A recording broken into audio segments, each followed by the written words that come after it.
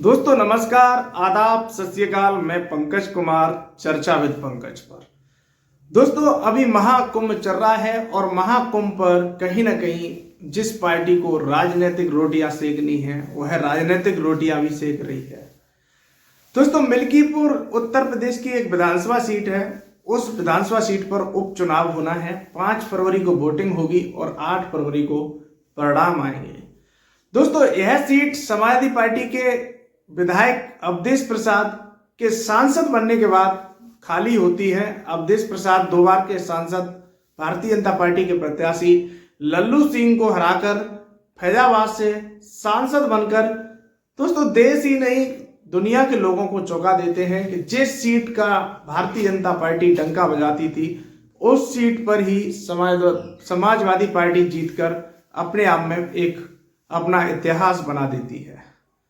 दोस्तों प्रयागराज महाकुंभ में अखिलेश यादव जी जाते हैं। इससे पहले किसी न मीडिया के व्यक्ति को भनक होती है, न प्रशासन के लोगों को कोई भनक होती है, और दोस्तों सिर्फ अपने जो उनके निजी सुरक्षा के कर्मचारी होते हैं उन्हें भी नहीं बताते हैं।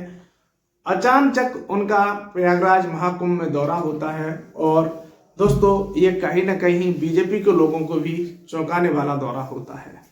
वह जाकर कुंभ स्नान करते हैं और कुंभ स्नान करने के बाद दोस्तों वह मुलायम सिंह यादव जी की स्मृति में जो वहां पर उनकी मूर्ति लगाकर प्रसाद वितरण का कार्यक्रम चलता है वहां जाते हैं और जाकर वहां भी वो उन्हें श्रद्धांजलि अर्पित करते हैं।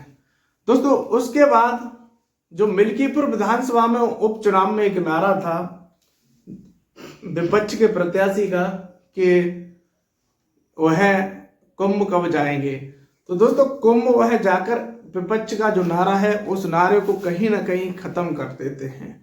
दोस्तों बीजेपी की तरफ से वहां पर जो प्रत्याशी चंद्रभानु पासवान और इधर समाजवादी पार्टी की तरफ से प्रत्याशी फैजाबाद से सांसद अवधेश पासी के पुत्र अजीत प्रसाद को प्रत्याशी बनाया गया है।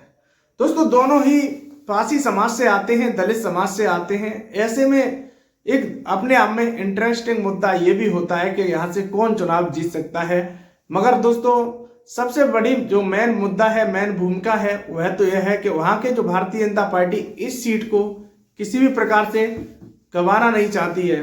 क्योंकि दोस्तों इसलिए नहीं गंवाना चाहती है कि यहाँ जो अयोध्या की लोकसभा की सीट है उसे बीजेपी हार जाती है तो वह अपने आप में बीजेपी को एक बहुत बड़ा सदमा होता है। सदमा इसलिए होता है कि राम मंदिर की वो प्राण प्रतिष्ठा और नींव रखते हैं और वह अपना उसे एजेंडा बताकर वहाँ वोट मांगते हैं। उसके बावजूद भी चुनाव हार जाना अपने आप में एक इमेज की या अपने आप में एक दोस्तों अपने वजूद की बात होती है। मगर वहाँ पर जो चुनाव था वहाँ के वोटर्स बिल्कुल पलट देते हैं। तो दोस्तों इस पर भारतीय जनता पार्टी मुख्यमंत्री योगी आदित्यनाथ जी को ही यहाँ से प्रभारी बनाती है और वह किसी भी कारण इस सीट को गंवाना नहीं चाहती है। उन्हें यह सीट अपने आप में एक बहुत महत्वपूर्ण विधानसभा सीट है उनके लिए। मगर दोस्तों यह तो जनता तय करेगी वहाँ की किसे अपना विधायक नियुक्त कर विधानसभा उत्तर प्रदेश की भेजेगी। मगर इस समय यदि बात करें तो दलित वोटर्स के साथ साथ यादव वोटर्स और मुस्लिम वोटर्स, दोस्तों वैश्य समाज के जो वोटर्स हैं, पाल वोटर्स, ये सभी एक बहुत बड़ी भूमिका निभाते हैं। वही तय करते हैं वहाँ का अपना विधायक। सबसे बड़ी जो भूमिका होती है वो दलित वोटर्स की होती है। दलित वोटर्स ही अपने आप में एक निर्णायक साबित होते हैं।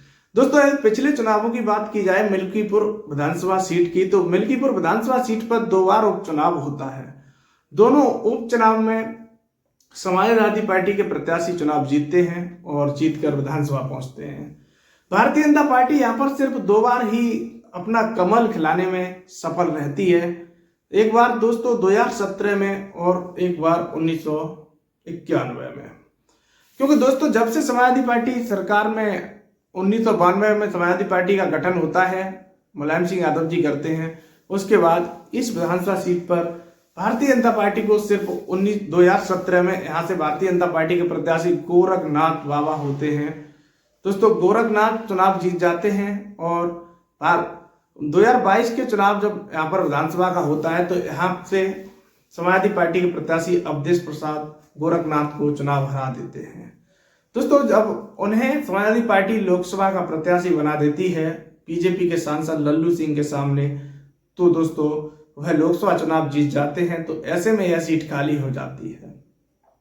तो इस पर उपचुनाव हो रहा है। उपचुनाव जो जनता है वहां की, वह अपने आप में किसे नजर देख रही है। दोस्तों इस पर एक चर्चित चेहरा, मुस्लिम चर्चित चेहरा कहीं ना कहीं भारतीय जनता पार्टी को सपोर्ट कर रहा है, इकबाल अंसारी।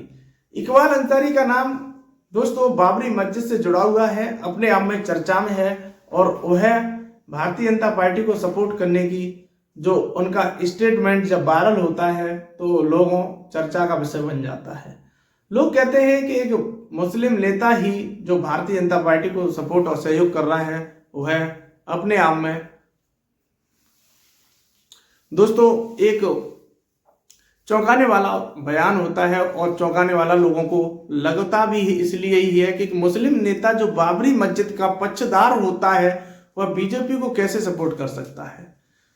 दोस्तों जब यह बात वह लोग सुनते हैं तो सुनने के बाद वह व्यक्ति जो इकबाल अंसारी होते हैं वो कहते हैं कि लोकसभा के चुनाव में भी मैंने भारतीय जनता दोस्तों देखने को मिलेगा कि इकबाल अंसारी का वहां पर कितना प्रभाव पड़ता है। क्या मुस्लिम वोटर्स को भारतीय जनता पार्टी की तरफ वह कितने प्रतिशत वोट ट्रांसफर कराने में कामयाब होते हैं। मगर दोस्तों यदि बात की जाए मुस्लिम वोटर्स की, तो मुस्लिम वोटर्स केंद्र का यदि चुनाव हो लोकसभा का तो उस चुनाव में कांग्रेस की तरफ दिखाई देते हैं, जहां रीजनल पार्टियां दोस्तों मजबूत नहीं हैं वहां, और जहां रीजनल पार्टियां मजबूत हैं वहां पर मुस्लिम वोटर्स हमेशा रीजनल पार्टियों के साथ होते हैं। भारतीय जनता पार्टी को हराना कहीं ना कहीं मुस्लिम वोटर्स का मकसद होता है। दोस्तों इसमें इकबाल अंसारी का जो बयान है वो अपने आप में चर्चा का विषय है, मगर मिल्कीपुर की जो जनता है जातिगत समीकरण की यदि बात करें तो दोस्तों वह जातिगत समीकरण जो दलित बाहुल सीट है और दलित बाहुल दोनों प्रत्याशी हैं। भारतीय जनता पार्टी ने चंद्रभानु पासी को उतारकर सभी को चौंका दिया था, क्योंकि वह पासी समाज से आते हैं और पासी समाज से ही दूसरे प्रत्याशी आते हैं। दोस्तों भारतीय जनता पार्टी के जो कैबिनेट के दिग्गज नेता अभी मिल्कीपुर विधानसभा उपचुनाव में योगी आदित्यनाथ जी स्वयं प्रभारी के साथ साथ वह वहां डेरा डाले हुए हैं। वह किसी भी कारण इस विधानसभा सीट को गंवाना नहीं चाहते। यह उनके लिए अपने आप में एक महत्वपूर्ण विधानसभा सीट बन चुकी है। दोस्तों आप अपनी राय कमेंट बॉक्स में देना। यदि आपने हमारा चैनल चर्चा विद पंकज सब्सक्राइब नहीं किया है तो चैनल को सब्सक्राइब करें, वीडियो को लाइक करें, कमेंट करें। जय हिंद, जय भारत, बहुत बहुत धन्यवाद।